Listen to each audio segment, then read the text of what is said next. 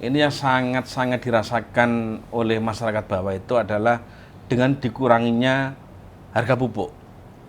Yang 20.000 per sak itu masyarakat sekarang petani sangat seneng. Itu yang dulu cari pupuk sulit, harga mahal, sekarang sudah ditekan sama pemerintah pusat. Itu sekarang petani sangat berterima kasih pada presiden. Yang kedua adalah terkait sergap. Ini dari program pusat yang kita lihat kalau kita sering turun ke bawah, yang paling berdampak itu MPG. Ya. Ada tenaga kerja di situ, ada supplier, barang-barang mentah, sayuran dan lain-lain, termasuk lauk pauknya, beras hasil petani. Itu memang pertumbuhan ekonomi di sekitar MBG, sekitar dapurnya, termasuk di penerima, di sekitar penerimaan manfaat itu mereka akan merasakan betul. Dan mudah-mudahan mereka ini nanti bisa terinspirasi keberanian beliau terkait memperjuangkan sesuatu yang memang harus diperjuangkan. Ini bisa menginspirasi mereka-mereka generasi muda, baik sekarang yang masih sekolah ini, supaya bisa mengingat terkait dengan jasa Marsinah. Maka kami dari pemerintah Kabupaten Nganjuk ya terus mengkomunikasikan itu supaya nanti ada destinasi-destinasi bisa menggerakkan perekonomian di sekitar sana, apalagi di Kabupaten Nganjuk.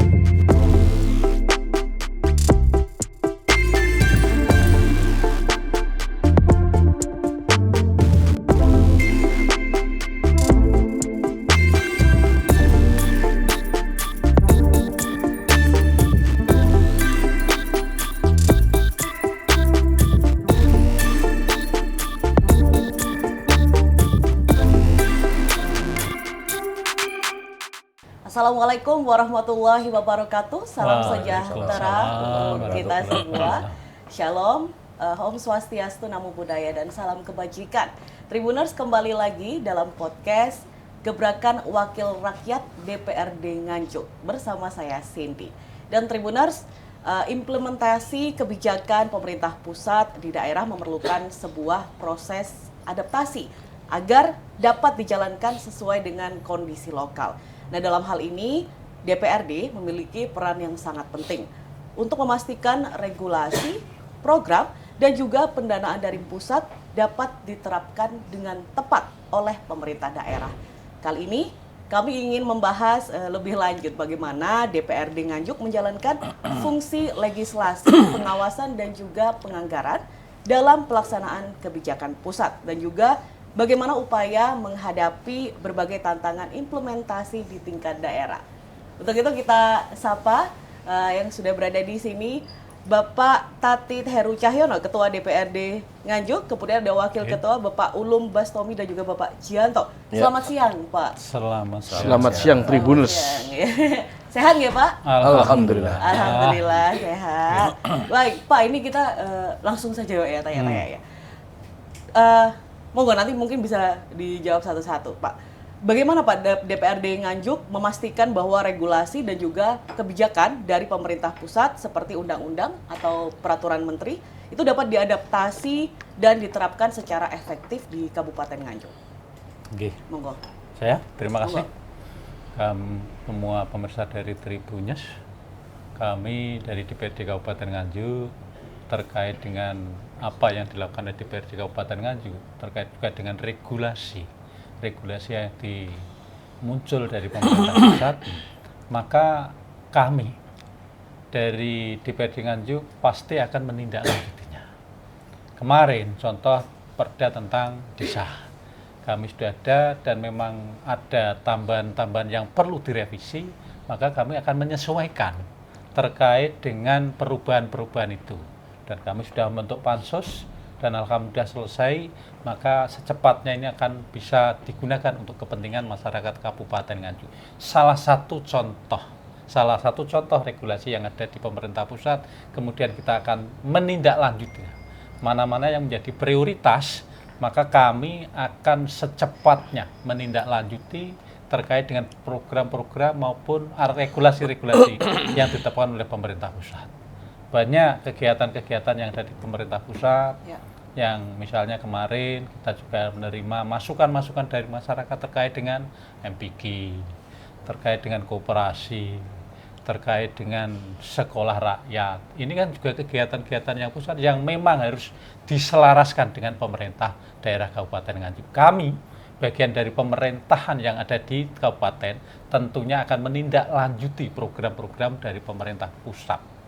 Kami akan terus melakukan komunikasi, koordinasi dengan eksekutif, dengan pemerintah pusat, baik provinsi maupun pusat. Sehingga program-program dari pemerintah pusat, kami yakin juga akan secepatnya menyesuaikan dan menindaklanjutinya program-program itu. Baik, kalau dari Pak Ulum atau Pak Jianto, monggo. Ya, kalau saya, karena apapun kita kan lagi punya visi Indonesia Emas 2045 ya. Jadi beberapa program strategis pemerintah nasional, pemerintahan pusat dalam rangka mewujudkan Indonesia Emas 2025, ya sudah barang tentu kita pemerintah daerah harus selalu mendukung, terutama di sektor-sektor yang memang ini sangat mendukung untuk mencapai Indonesia Emas 2025. Misalnya di sektor pendidikan, di sektor kesehatan, dan di sektor yang lain. Di pendidikan, Pak Prabowo punya program sekolah rakyat. Pasti kita akan mendukung total bagaimana sekolah rakyat bisa dijalankan di Kabupaten Nganjuk. Tentang kesehatan, bagaimana sekarang ada program makan bergizi gratis. Tentu ini akan mencetak generasi-generasi yang sehat menuju Indonesia Emas 2045. Termasuk juga program stunting dari bidang kesehatan, itu juga kita dukung. APBD akan kita support penuh bagaimana program pemerintah ini bisa kita jalankan dengan baik. Saya kira itu beberapa kebijakan yang perlu kita kawal di DPRD. Baik. Mungkin ada. Terima kasih.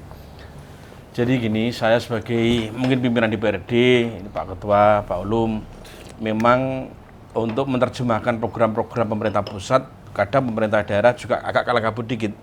Tapi alhamdulillah dengan komunikasi yang baik antara pemerintah dan DPRD, akhirnya program-program itu juga bisa terjalan. Contohnya aja waktu ada perintah mendirikan koperasi Desa Merah Putih itu. Kita juga komunikasi dengan Pak Bupati untuk diadakan sosialisasi dan pembekalan pengurus koperasi Merah Putih. Dan alhamdulillah pemerintah daerah juga bisa menerjemahkan program-program dari pusat. Itu yang contoh yang kecil. Yang kedua, terkait serap gabah. Jadi memang cita presiden itu memang pure untuk kepentingan masyarakat arus bawah.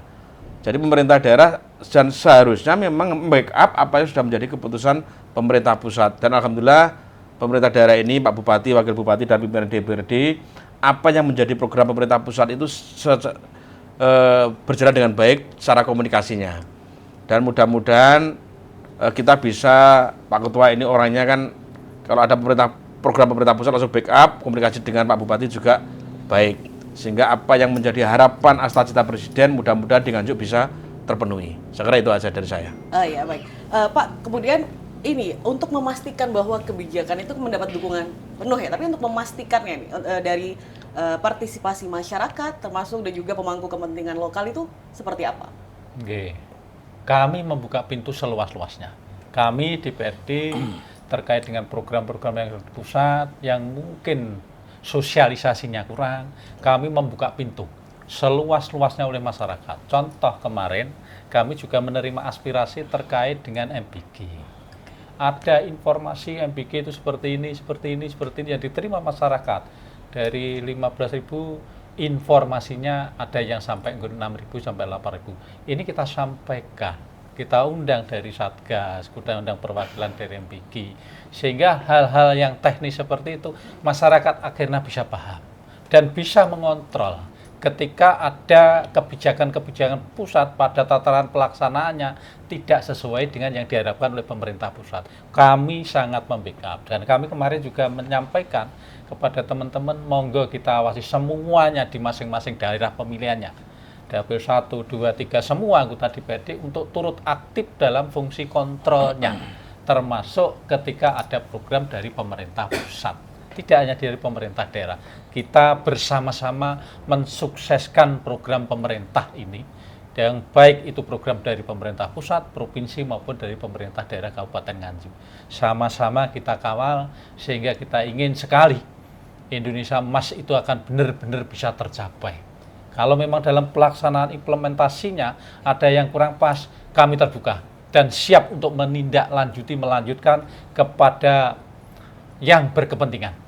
Sehingga misalkan terkait dengan apa yang disampaikan MPK kurang gini, tersekolah rakyat misalnya keluhan seperti ini, ya nanti kita sampaikan kepada pemangku-pemangku kebijakan yang ada di atas. Yaitu Kami akan terus proaktif. Dukungannya itu ya Pak ya? Ya, kami sangat terbuka sekali, siapapun yang datang ke sini. Baik. Okay.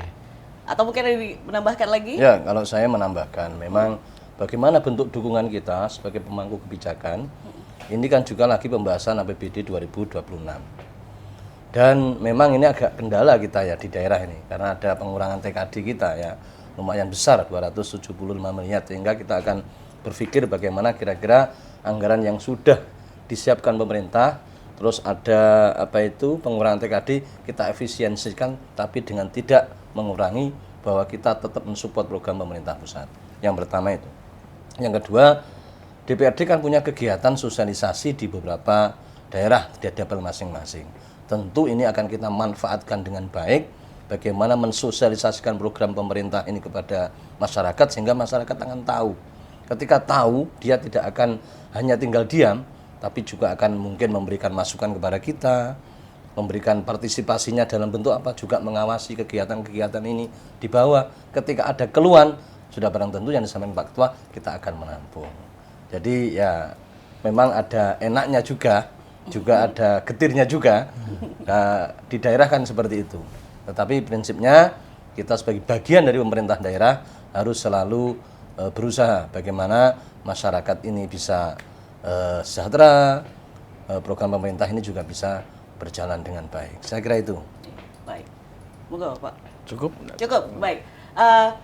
Itu tadi ya, dukungan penuh, tapi juga kalau misalkan ada satu hal dan lain hal itu membuka pintu yang lebar ya Pak ya untuk masyarakat mengadukan. Baik, selanjutnya kita akan membahas tentang harmonisasi dokumen perencanaan ini Pak. Dalam penyusunan RPJMD Nganjuk, bagaimana Pak proses sinkronisasi dengan RPJMN supaya sasaran pembangunan nasional dan juga di daerah itu tetap sejalan? Oke, terima kasih. RPJMD itu memang disusun oleh calon bupati dan wakil bupati waktu dia visi misi, waktu dia mau mencalonkan, dituangkan dalam misi visinya beliau. Ya. Nah, dan presiden juga mempunyai asta cita. Ya. Maka ini juga mesti ada yang bersinggungan, ada yang mungkin tidak bersinggungan. Maka ketika ada program yang bersinggungan, tentunya itu kan bisa bersama-sama dilakukan intervensi oleh pemerintah pusat dan pemerintah daerah karena programnya sama kebetulan.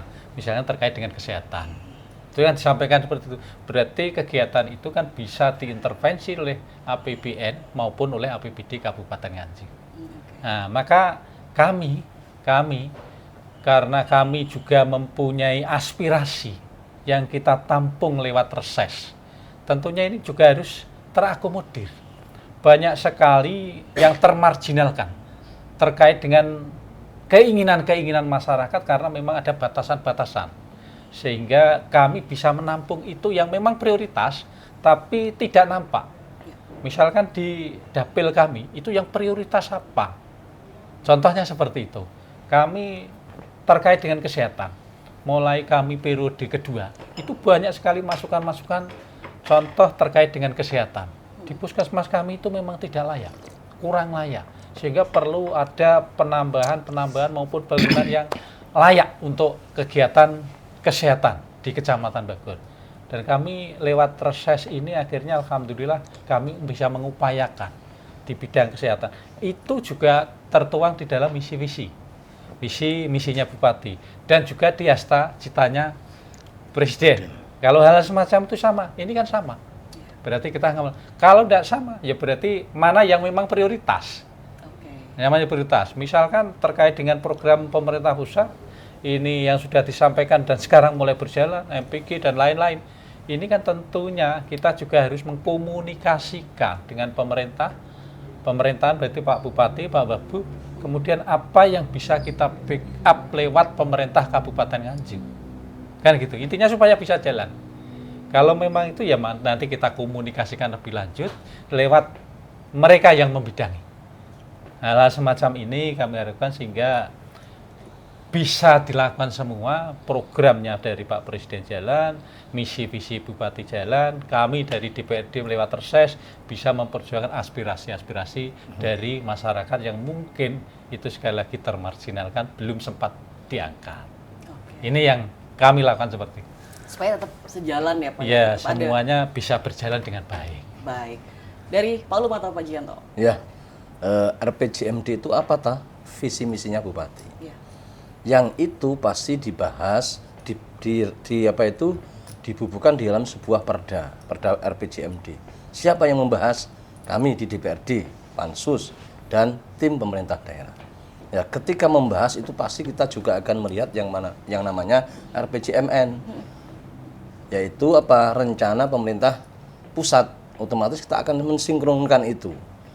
Karena pemerintah daerah pasti akan otomatis akan sinergi dengan pemerintah pusat. Nah, di dalam rangka mensinergikan itu sudah barang tentu akan menjadi kolaborasi antara pemerintah daerah dengan pemerintah pusat, yang mana kira-kira yang sesuai dengan kearifan lokal itu juga harus kita perhatikan.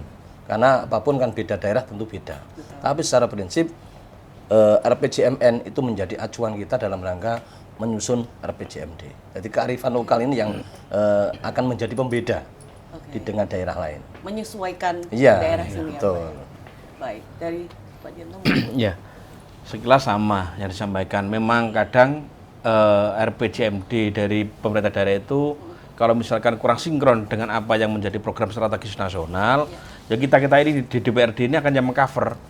Sehingga nanti kalau ada celah di RPJMD tidak linear dengan pemerintah pusat, ya kita nanti yang menutup celah di RPJMD itu.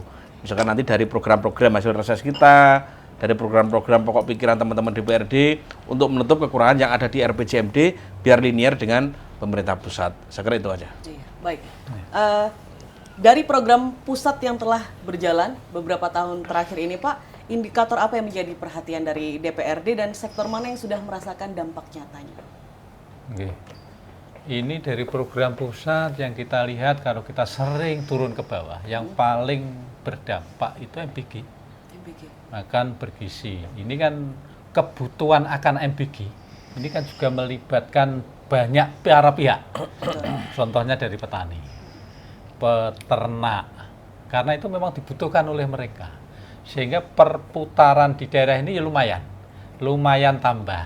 Ya. Nah, kegiatan-kegiatan seperti ini memang berdampak di masyarakat. Dan alhamdulillah di Kabupaten Nganjuk mulai kami bisa melihat walaupun mungkin belum 100% gitu, tapi sudah mulai kita lihat itu sudah mulai berjalan. Mulai ada dampaknya. Kalau kita sering keliling kita ke daerah-daerah, ini kan kita juga sering menyerap aspirasi seperti apa dampak dari pemerintah pusat. Contohnya nanti setelah MBG sekarang mulai berproses koperasi KDMB, Koperasi Merah Putih. Ini juga mulai berproses di desa. Terus kesulitannya seperti apa, harapan mereka seperti apa. Nah ini kita terus kira-kira apa yang bisa kita lakukan lewat APBD Kabupaten Nganjuk. Karena itu muara nanti untuk kesejahteraan masyarakat utamanya di Kabupaten Nganjuk. Kalau misalkan nanti semua bisa di-cover di pusat, ada kekurangan-kekurangan, itu nanti bisa kita masukkan dan itu menjadi misi-visinya Bupati. Ini kan klop yang seperti itu, sehingga kita seperti hari ini, kita masih membahas APBD 2026, ini kan kita sinkronkan di situ. Kalau klop ya ini nanti kita tetap langsung bisa melaksanakan program-program itu. Oke, baik. Menambahi saya, Monggo, silakan. menambahi dan sampaikan Pak Ketua. Ini yang sangat-sangat dirasakan oleh masyarakat bawah itu adalah dengan dikuranginya harga pupuk. Oh, baik. Yang 20.000 per sak itu masyarakat sekarang petani sangat seneng. Itu yang dulu cari pupuk sulit, harga mahal, sekarang sudah ditekan sama pemerintah pusat. Itu sekarang petani sangat berterima kasih pada presiden. Yang kedua adalah terkait sergap. Serap gabah itu begitu ada harga dipatok sama pemerintah pusat segini, tengkulak tidak bisa main-main lagi. Sehingga petani bisa merasakan harga yang dulunya kalau panen sekarang ambruk, sekarang stabil, harga naik. Jadi petani merasakan keuntungan dari hasil petaninya. Saya itu hal-hal yang positif yang bisa diterima oleh masyarakat. Tidak dimainkan selalu dengan ini tengkulak-tengkulak itu. Ya, jadi lebih stabil ya. Ya, Ya. betul. Ya petani merasakan harga yang mereka inginkan itu bisa tercapai gitu. Yang selama ini selalu di bawah tekanannya tengkulak dengan alasan begini gitu. Oke, baik. Dan untuk MBG sendiri itu kan memang kalau dilihat kan goalnya adalah Indonesia Emas 2045 untuk anak-anaknya ya Pak. Ya. Tapi yang dirasakan di present di saat ini tuh kan dari seperti tadi Pak Tati bilang ada dari petani, peternak, dan itu sangat dirasakan di Kabupaten Jadi pertumbuhan Nganjuk. ekonomi di sekitar, Ya. ada tenaga kerja di situ, Betul. ada supplier barang-barang mentah, sayuran dan lain-lain, termasuk lauk pauknya, beras hasil petani. Itu memang pertumbuhan ekonomi di sekitar MBG, sekitar dapurnya, termasuk di penerima, di sekitar penerimaan manfaat itu mereka akan merasakan betul karena komoditi mereka. Terus mereka UMKM itu bisa diminta untuk menjadi suppliernya itu. Baik, Pak. Kemudian ini dalam proses sinkronisasi programnya itu bagaimana dari DPRD memperjuangkan aspirasi dan juga kebutuhan unik pasti yang sesuai dengan Kabupaten Nganjuk sendiri supaya dapat terakomodasi di tingkat pusat. Oke, tadi sudah disampaikan Pak Wu terkait dengan hasil aspirasi. Iya. Memang ada beberapa yang memang itu mungkin tidak masuk dalam misi visi, tapi kan bisa dimasukkan dalam kearifan lokal. Nah, pada kearifan lokal ini yang perlu kita komunikasikan. Ketika ada kearifan lokal, tapi yang sudah masuk misi visi bupati dan juga masuk aspirasi kita clear. Clear, itu semuanya bisa jalan karena sudah benar. Nah, ketika ada kearifan lokal tapi yang belum masuk misi visi, ini kan juga perlu kita komunikasikan baik dengan bupati, wakil bupati maupun dengan pemerintah di atasnya, baik itu provinsi maupun pusat yang akan kita ajak komunikasi. Pasti kita juga akan berkonsultasi, berkomunikasi terkait dengan program-program, padahal itu program yang menyentuh untuk masyarakat di Kabupaten Nganjuk, yang mungkin terabaikan. Sehingga contoh kemarin itu juga ada salah satu dusun yang memang jalannya itu sangat rusak. Kemarin sempat viral. Ya. Setelah ditelusuri ternyata memang hanya 11 kakak dan jaraknya jauh. Nah, hal-hal semacam ini kan juga harus mendapat perhatian kita semuanya.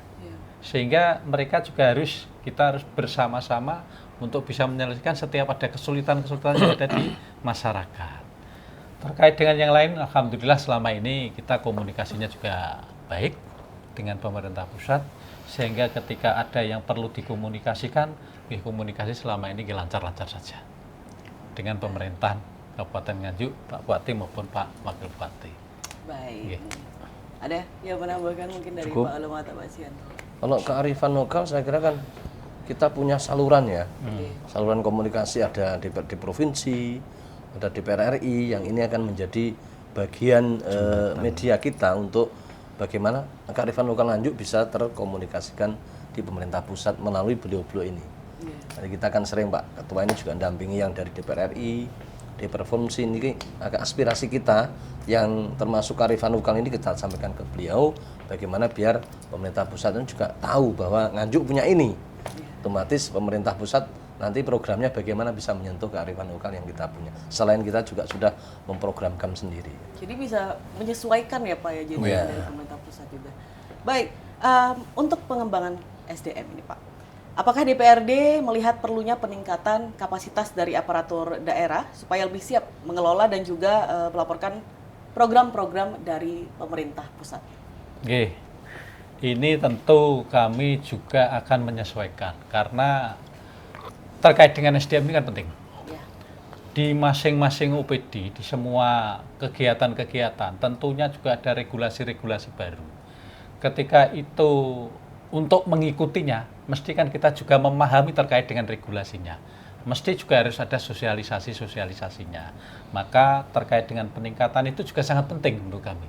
Karena setiap tahun itu kan mesti ada regulasi-regulasi baru, hal-hal teknis yang harus mereka lakukan yang sebelumnya mereka juga belum mengetahuinya. Nah, terkait dengan itu tentunya peningkatan SDM sangat penting dan mengikuti perkembangan.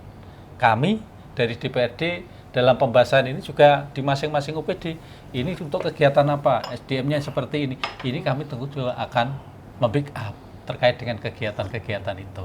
Sehingga bisa mengikuti ritme gerak langkah pemerintahan, baik itu dari pemerintah kabupaten, provinsi maupun pusat. Ketika ada kegiatan-kegiatan baru, regulasi-regulasi baru, maka SDM kita nanti juga akan bisa cepat menyesuaikan ketika ada peraturan-peraturan barunya itu.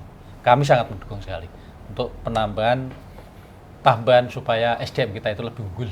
Itu karena core-nya ya Pak? Nggih. Core utamanya itu dari SDM itu, mungkin dari Pak Ulum atau Pak Ya, Jianto. jadi peningkatan SDM sangat penting ya. Nggih. Karena apapun kita tahu bahwa kemajuan teknologi ini juga harus kita ikuti. Guru maupun tenaga-tenaga yang lain. Apalagi sekarang media juga sudah berkembang begitu pesat. Ada AI, ada coding dan lain-lain. Ini kan kalau nanti tidak ada peningkatan SDM kita pasti akan tertinggal. Nah, semua OPD selalu kita juga meminta bagaimana peningkatan SDM ini terus diberdayakan. Kapasitas, potensi mereka harus ditingkatkan supaya tidak tertinggal oleh zaman yang begitu maju. Apalagi ini media teknologi media sosial ini kan begitu luar biasa. Jangan-jangan nanti kalau kita tidak perhatian di situ, Indonesia emas akan menjadi Indonesia cemas ini. Apalagi yang sektor pendidikan, Pak.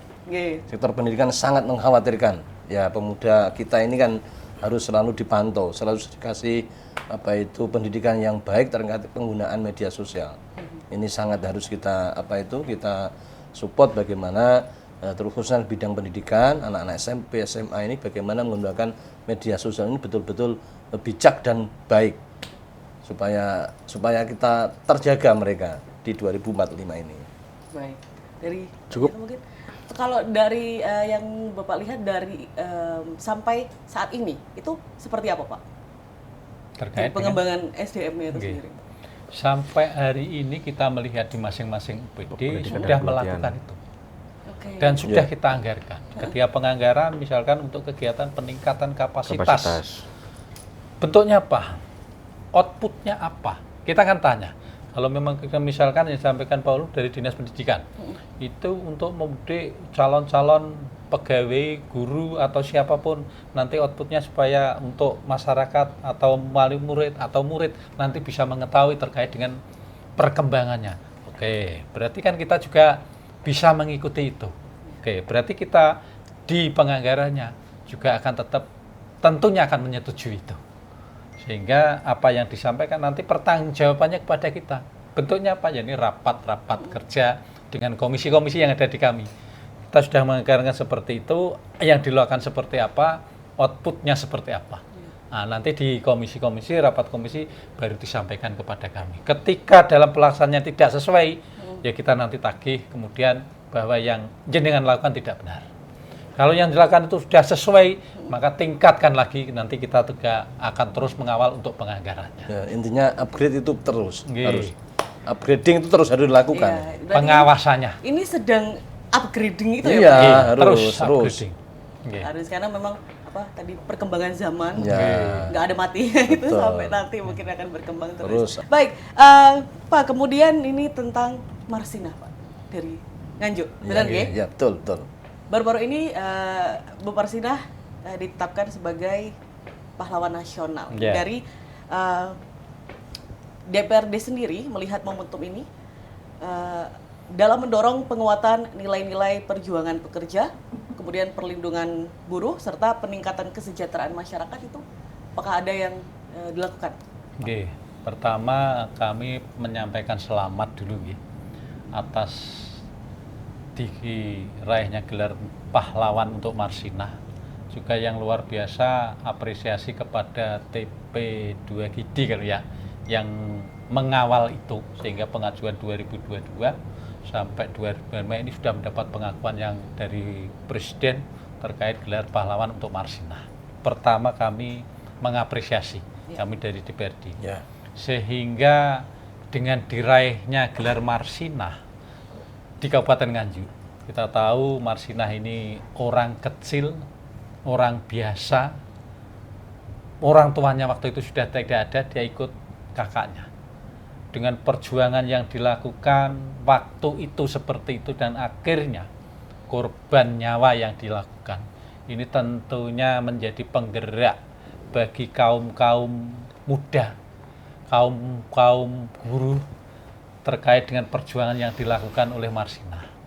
Marsinah adalah sosok yang luar biasa, perempuan biasa yang bisa meraih gelar pahlawan dari Kabupaten Nganjuk. Ini banyak sekali sejarah yang harus kita lakukan, yang kita lanjutkan terkait dengan api perjuangannya, terutama dari kaum-kaum pekerja. Sehingga saya yakin setelah nanti diraih gelar Marsinah di Kabupaten Nganjuk, tidak menutup kemungkinan setiap kali hari Maidi, hari buruh, nanti akan berpusat di Kabupaten Nganjuk karena pahlawannya ada di Kabupaten Nganjuk.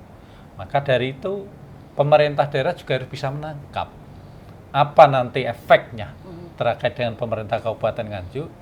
Kita memberikan support kepada generasi muda terutama adik-adik kita yang masih sekolah. Ini loh orang yang biasa dari kaum marginal, kaum kecil yang bisa menjadi pahlawan. Dan mudah-mudahan mereka ini nanti bisa terinspirasi keberanian beliau terkait memperjuangkan sesuatu yang memang harus diperjuangkan. Ini bisa menginspirasi mereka-mereka generasi muda, baik sekarang yang masih sekolah ini, supaya bisa mengingat terkait dengan jasa Marsinah. Untuk pemerintah daerah, kemarin kebetulan kami ikut ke Surabaya, waktu tasyakuran di Gubernuran. Ibu Gubernur juga sudah menyampaikan terkait dengan kegiatan-kegiatan yang berhubungan dengan Marsinah. Ini pemerintah provinsi nanti juga ikut serta supaya dalam pelaksanaan itu nanti ke depan Marsinah tetap dikenang. Sehingga tidak menutup kemungkinan nanti ada tambahan-tambahan kegiatan dari pemerintah Provinsi Jawa Timur. Maka kami dari pemerintah Kabupaten Nganjuk ya terus mengkomunikasikan itu supaya nanti ada destinasi-destinasi di sekitar makam Marsinah itu. Seperti di Blitar itu kan juga ada makam Bung Karno. Begitu makam Bung Karno semua kan bisa menghidupi semuanya. Nah, kurang lebihnya kan nanti seperti itu. Mudah-mudahan baik pemerintah pusat, pemerintah provinsi maupun pemerintah daerah kabupaten nanti juga ikut bisa seperti apa yang dilakukan misalkan di Blitar seperti itu. Bisa menggerakkan perekonomian di sekitar sana apalagi di Kabupaten Nganjuk khususnya. Terima kasih. Baik, dari Pak Ulum atau Pak Jianto. Jadi kami masyarakat Kabupaten Nganjuk sungguh bangga luar biasa seorang buruh bisa menjadi pahlawan nasional. Ini menjadi inspirator bagi kami. Dengan kita melihat sejarah tahun 93 kayak seperti itu, Bu Marsinah memperjuangkan keadilan, memperjuangkan nasib buruh yang akhirnya dia merelakan nyawanya melalui proses kekerasan, mengalami penganiayaan luar biasa, dan itu menjadi motivasi bagi kami bahwa memperjuangkan hak, memperjuangkan nasib itu harus kita perjuangkan. Bagi kami yang di DPRD harus lebih maksimal dalam rangka bagaimana masyarakat kita bisa kita sejahterakan, semaksimal mungkin akan kita upayakan. Ini menjadi inspirasi bagi kami, harus meniru bagaimana perjuangan beliau yang luar biasa. Insya Allah ini akan menjadi penyemangat kami di sini. Amin. Dari Amin. Pak Jianto, monggo. Oke, Baik kalau gitu itu semoga yang diperjuangkan tadi semoga juga terjadi ya seperti yang terjadi di Blitar, bisa menjadi destinasi yang menghidupkan ekonomi. Ada satu Mbak, kita lagi mengusulkan ini. Nggih. Bagaimana makam Marsina segera dibangun. Ini mungkin nanti provinsi ya, karena ini pahlawan nasional. Iya. Kita kemarin sudah cek ke sana, jalannya sudah lumayan bagus, makamnya yang perlu di rehab atau diperbarui karena ini sudah menjadi pahlawan nasional miliknya negara ini. Ya. Baik, ya semoga secepatnya bisa direhab itu tadi ya. Baik, mungkin ini sekarang terakhir ini Pak, ini mungkin harapan melihat tantangan dan peluang yang ada di Kabupaten Nganjuk masing-masing dari Pak Janto, Pak Ulum dan juga Pak Tatit, mungkin harapannya supaya kedepannya Kabupaten Nganjuk ini semakin jos gitu. Ya. Monggo ini kameranya. Monggo. Terima kasih. Kami di DPRD Kabupaten Nganjuk ini, kami berharap kita juga sama paham tentang di pusat itu ada Astacita. Memang programnya kalau di kabupaten itu kan misi visi lah, programnya dari pemerintah Pak Prabowo. Yang kedua di Kabupaten Nganjuk itu juga ada misi visi. Itu kalau tidak salah itu ada 14 misi visi Bupati Wakil Bupati, dan kami juga ada reses. Semuanya untuk kegiatan masyarakat, muaranya untuk kegiatan masyarakat yang memang itu prioritas untuk mereka. Ketika ada program baik dari pusat, provinsi, kabupaten, dan kabupaten ini dari eksekutif dan legislatif, kami dari legislatif, ini kan bisa kita koordinasikan. Mana-mana yang bisa ditangani oleh pemerintah pusat, mana-mana provinsi, kabupaten, dan mana yang bisa diusulkan lewat hasil aspirasi yang ada di kami. Sekali lagi semuanya ini untuk kepentingan masyarakat. Kami berharap, khususnya di Kabupaten Nganjuk, hal-hal semacam ini kita sama-sama tahu bahwa yang kita pikirkan adalah untuk kepentingan masyarakat. Masyarakat dengan adanya program dari pusat, provinsi, kabupaten ini supaya benar-benar menikmati tidak hanya fisik saja. Tadi sudah sampaikan ada program-program non fisik, ada yang disampaikan Pak Jianto tadi terkait dengan serapan gabah, terkait dengan pupuk yang sekarang sudah mulai normal, terkait dengan yang di kabupaten kemarin begitu ada viral jalan yang rusak karena memang itu terpencil. Nanti kita tentunya juga akan mengintervensi itu semua. Harapan kami, koordinasi, komunikasi antar pemerintah, baik itu pemerintahan pusat, provinsi maupun daerah, ini bisa berjalan bersama-sama yang muaranya untuk kepentingan masyarakat Kabupaten Nganjuk. Kami juga akan di situ bagian dari pemerintahan itu semuanya. Kami juga akan siap mengawal itu, mengkomunikasikan dan mengkoordinasikan. Kami dari pemerintah pusat sampaikan Pak Ulum, ada DPR RI, DPR provinsi, DPR kabupaten, kita arahkan mana yuk kita intervensi bersama-sama untuk kepentingan masyarakat ini sehingga mereka benar-benar bisa menikmati terkait dengan uang rakyat ini. Ini ya Ringan. Terima kasih. Baik, terima kasih banyak dari Pak Ulum dan Pak Janto. Cukup satu. Atau ada lagi? Closing statement dari Pak Ketua aja. Kita kuncinya menjalin harmonisasi. Pemerintah daerah, DPRD, dan lembaga yang lain kayak ada kepolisian, kejaksaan, dan yang lain bisa saling harmonis. Karena apa? Untuk menciptakan kondisi di Nganjuk. Masyarakat akan sejahtera kalau kita kondisinya Nganjuk kondusif, saling mendukung. Masyarakat juga begitu. Masyarakat juga mendukung kita. Nah, ini yang akan mempercepat untuk membangun Kabupaten Nganjuk lebih maju ke depan. Baik, amin. Semoga ya ke depannya Kabupaten Nganjuk semakin maju lagi dan yang diharapkan harapan-harapan baiknya itu terwujud. Terima kasih juga Tribuners yang sudah menonton. Saya Cindy beserta kru Tribun Jatim Network pamit undur diri. Wassalamualaikum warahmatullahi wabarakatuh. Waalaikumsalam warahmatullahi wabarakatuh.